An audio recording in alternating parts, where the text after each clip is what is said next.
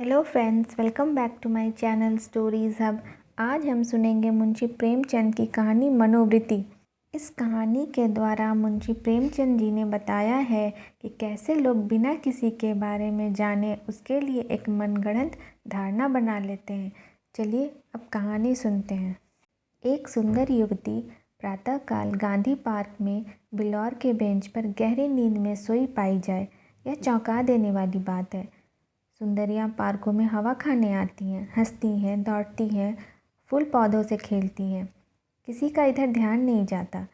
लेकिन कोई युवती रवीश के किनारे वाले बेंच पर बेखबर सोए, यह बिल्कुल गैर मामूली बात है, अपनी ओर बलपूर्वक आकर्षित करने वाली। रवीश पर कितने आदमी चहलकदमी कर रहे हैं, बूढ़े भी जवान भी, सभी एक क्षण के लिए वहाँ ठिठक जाते हैं, एक नज़र वह दृश्य को देखते हैं और तब चले जाते हैं। युवक वृद्ध रहस्य भाव से मुस्कुराते हुए, वृद्धजन चिंता भाव से सिर हिलाते हुए और युवतियाँ लज्जा से आंख नीचे किए हुए। बसंत और हाशिम निक्कर और बनियान पहने नंगे पांव दौड़ रहे हैं। बड़े दिन की छुट्टियों पर ओलंपियन रेस होने वाला है। दोनों उसी की तैयारी कर रहे हैं। दोनों उस स्थल पर पहुंचकर रुक जाते हैं और दबी आंखों से युवती को देखकर आपस में ख्याल दौड़ाने लगते हैं। बसंत ने कहा, इसे और कहीं सोने की जगह नहीं मिली? हाशिम ने जवाब दिया, कोई वेश्या है। बसंत ने कहा, लेकिन वेश्याएं भी तो इस तरह बेशर्मी नहीं करती। हाशिम ने बोला, वेश्या अगर बेशर्म न हो तो वेश्या नहीं। बहुत सी ऐसी बातें हैं जिनमें कुलवधू और वेश्या दोनों एक व्यवहार करती हैं। कोई वेश्या मामूली तौर पर सड़क पर सोना नहीं चाहती। आर्ट का सबसे सुंदर रूप छिपाव है, दिखाव नहीं। वेश्या इस रहस्य को खूब समझती हैं। उसका छिपाव केवल आकर्षण बढ़ाने के लिए है, हो सकता है, मगर केवल यहाँ सो जाना यह प्रमाणित नहीं करता कि यह वेश्या है। इसकी मांग में सिंदूर है। वेश्याएं अवसर पड़ने पर सौभाग्यशाली बन जाती हैं। रात भर प्याले के दौरे चले होंगे, काम क्रीड़ाएँ हुई होंगी, अवसाद के कारण ठंडक पाकर सो गई होगी। मुझे तो कोई कुलवधू सी लगती है। कुलवधू पार्क में सोने आएगी क्या? हो सकता है घर से रूठ कर आई हो। चलकर पूछी क्यों न ले। नीरे अहमक हो, बगैर परिचय के आप किसी को जगा कैसे सकते हो? अजी चलकर परिचय कर लेंगे, उल्टे और एहसान जताएंगे। और जो कहीं झिड़क दे तो? झिड़कने की कोई बात भी हो, उसे सौजन्य से डूबी हुई बातें करेंगे। कोई युवती ऐसी बातें सुनकर चिढ़ नहीं सकती। अजी गत यौवनाएं तक तो रस भरी बातें सुनकर फूली उठती हैं, यह तो नव यौवना है। मैंने रूप और यौवन का ऐसा सुंदर संयोग नहीं देखा था। मेरे हृदय पर तो यह रूप अब जीवन पर्यंत के लिए अंकित हो गया, शायद कभी ना भूल सकूं। मैं तो फिर यही कहता हूँ कि कोई वेश्या है। रूप की देवी वेश्या भी हो, उपास्य है। यहीं खड़े खड़े कवियों की सी बातें करोगे, जरा वहाँ चलते क्यों नहीं? तुम केवल खड़े रहना, पाश तो मैं डालूँगा। कोई कुलवधू है? कुलवधू पार्क में आकर सोए तो इसका इसके सिवाय कोई अर्थ नहीं कि वह आकर्षित करना चाहती है, और यह वेश्या मनोवृत्ति है।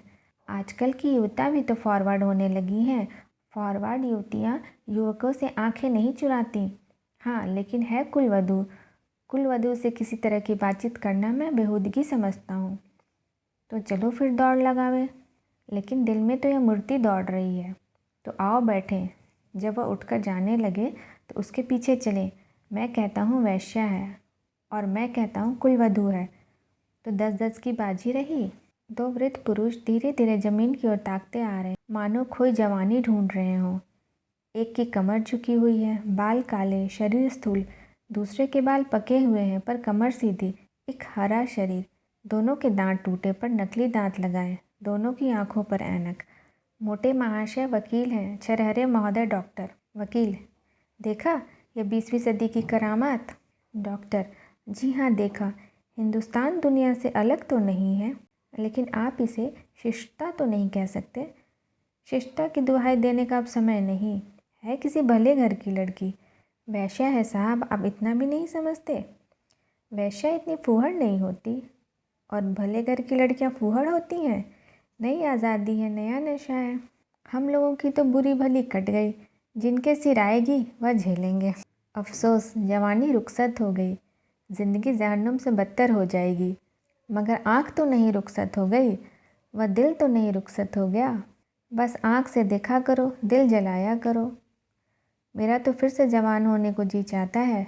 सच पूछो तो आजकल के जीवन में ही ज़िंदगी की बहार है। हमारे वक्त में तो कहीं कोई सूरत ही नज़र ना आती थी।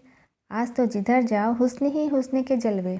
सुना युवतियों को दुनिया में जिस चीज़ से सबसे ज़्यादा नफरत है वो बूढ़े मर्द हैं। मैं इसका कायल नहीं। पुरुष का जौहर उसकी जवानी नहीं, उसका शक्ति संपन्न होना है। मुझे तो आए दिन इसके तजुर्बे होते हैं। मैं ही अपने को किसी जवान से कम नहीं समझता। यही सब सही है, अब पर बूढ़ों का दिल कमज़ोर हो जाता है। अगर यह बात ना होती तो इस रमणी को इस तरह देखकर हम लोग यहाँ यूँ न चले आते। मैं तो आंखों भर देख भी न सका। डर लग रहा था कि कहीं उसकी आंख खुल जाए और वह मुझे ताकते देख ले, दिल में क्या समझे। खुश होती कि बूढ़े पर उसका जादू चल गया है। अजी रहने भी दो। आप कुछ दिनों ओकासा का सेवन करो। चंद्र उदय खाकर देख चुका, सब लुटने की बातें हैं। मंकी ग्लैंड लगवा लीजिए ना। आप इस युवती से मेरी बात पक्की करा दें, मैं तैयार हूँ।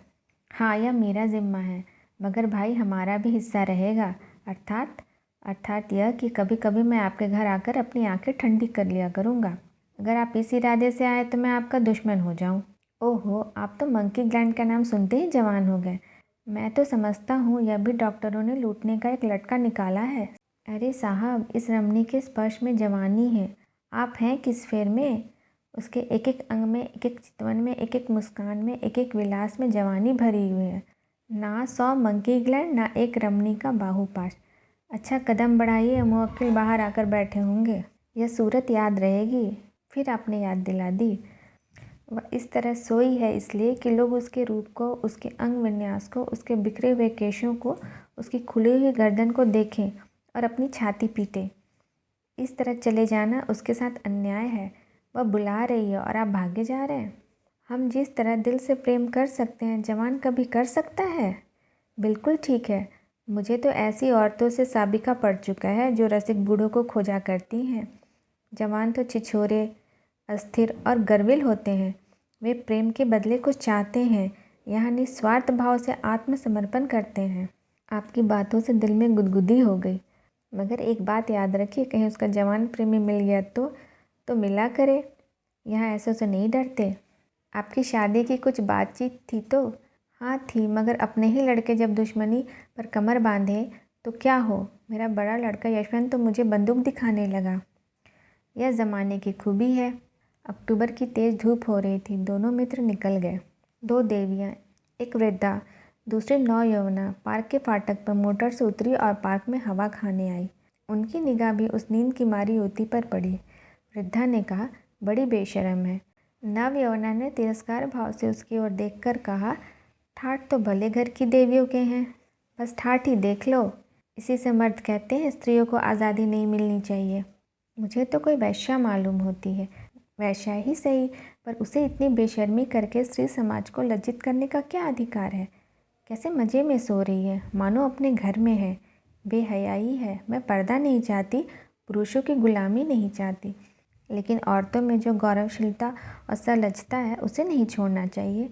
मैं किसी युवती को सड़क पर सिगरेट पीते देखती हूँ तो मेरे बदन में आग लग जाती है। उसी तरह आधी छाती का जंपर भी मुझे नहीं सुहाता। क्या अपने धर्म की लाज छोड़ देने से ही साबित होगा कि हम बहुत फॉरवर्ड हैं? पुरुष अपनी छाती या पीठ खोले तो नहीं घूमते। इसी बात पर तो बाई जी, जब मैं आपको आड़े हाथों लेती हूँ तो आप बिगड़ने लगती हैं। पुरुष स्वाधीन है। वह दिल में समझता है कि मैं स्वाधीन हूँ। वह स्वाधीनता का स्वांग नहीं भरता। स्त्री अपने दिल में समझती है कि वह स्वाधीन नहीं है, इसलिए वह अपनी स्वाधीनता का ढोंग करती है। जो बलवान है वे अकड़ते नहीं, जो दुर्बल है वही अकड़ दिखाते हैं। क्या आप इन्हें अपने आंसू पोंछने के लिए इतना अधिकार भी नहीं देना चाहती? मैं तो कहती हूँ स्त्री अपने को छुपाकर पुरुष को जितना नचा सकती है, अपने को खोलकर नहीं नचा सकती। स्त्री ही पुरुष के आकर्षण की फिक्र क्यों करे? पुरुष क्यों स्त्री से पर्दा नहीं करता? अब मुँह न खुलवाओ मीनू। इस छोकरी को जगाकर कह दो जाकर घर पर सोए। इतने आदमी आ जा रहे और निर्लज टांग फैलाए पड़ी है। यहाँ इसे नींद कैसे आ गई? रात कितनी गर्मी थी बाई जी, ठंडक पाकर बेचारी की आंख लग गई होगी। रात भर यहीं रही है, कुछ कुछ बड़बड़ाती है। मीनू युवती के पास जाकर उसका हाथ पकड़कर हिलाती है। यहाँ क्यों सो रही हो देवी जी? इतना दिन चढ़ गया है, उठकर घर जाओ। युवती आंखें खोल देती है। ओहो, इतना दिन चढ़ गया। क्या मैं सो गई थी? मेरे सिर में चक्कर आ जाया करता है। मैंने समझा शायद हवा से कुछ लाभ हो। यहाँ आई पर ऐसा चक्कर आया कि मैं इस बेंच पर बैठ गई। फिर मुझे कुछ होश ना रहा। अब भी मैं खड़ी नहीं हो पा रही हूँ। मालूम होता है मैं गिर पड़ूंगी। बहुत दवा की पर कोई फ़ायदा नहीं होता। आप डॉक्टर श्यामनाथ जी को जानती होंगी, वह मेरे ससुर हैं। युवती ने आश्चर्य से कहा, अच्छा, वो तो अभी इधर से गए हैं। सच? लेकिन मुझे पहचान कैसे सकते हैं? अभी मेरा गौना नहीं हुआ है। तो क्या आप उनके लड़के वसंत लाल की धर्मपत्नी हैं? युवती ने शर्म से सिर झुकाकर स्वीकार कर लिया। मीनू ने हंसकर कहा, वसंत लाल तो अभी इधर से गए हैं। मेरा उनसे यूनिवर्सिटी का परिचय है। अच्छा, लेकिन मुझे उन्होंने देखा कहाँ है? तो मैं दौड़कर डॉक्टर को खबर दे दूँ? जी नहीं, मैं थोड़ी देर में बिल्कुल अच्छी हो जाऊंगी। वसंत लाल भी वहाँ खड़ा है, उसे बुला दूँ? जी नहीं, किसी को ना बुलाइए। तो चलो अपने मोटर पर तुम्हें घर पहुँचा दूँ। आपकी बड़ी कृपा होगी। किस मोहल्ले में? बेगमगंज, जयराम दास के घर। मैं आज ही मिस्टर वसंत लाल से कहूँगी। मैं क्या जानती थी कि वह इस पार्क में आते हैं। मगर कोई आदमी साथ तो ले लिया होता। किस लिए? कोई ज़रूरत ना थी। If you like this story, please like, share and subscribe my channel. Thank you.